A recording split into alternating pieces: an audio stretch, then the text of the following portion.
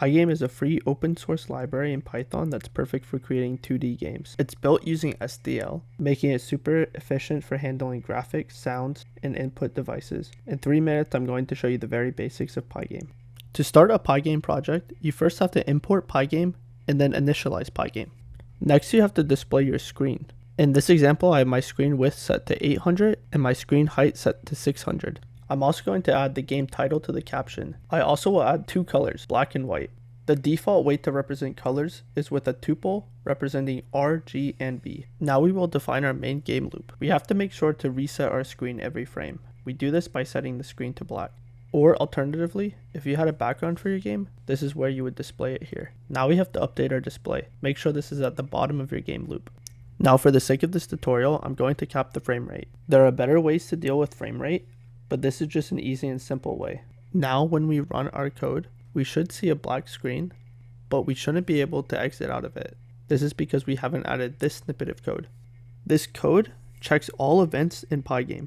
If the event that it's given is the Pygame end event, which in our case is the X button on the window, it will now close the loop and the program will stop running.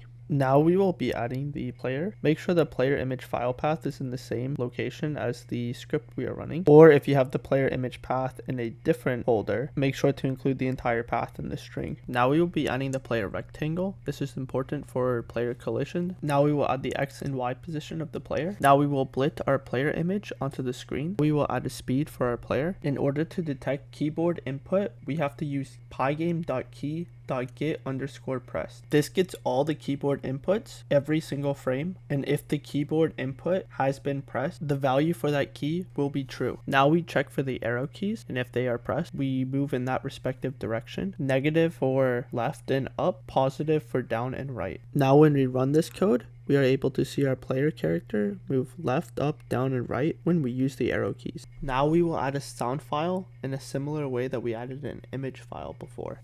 Now in our last snippet of code, we are going to check if the event type is mouse button down, and then we will check if our player rectangle collides with our mouse position, and then if that is the case, we will play the sound.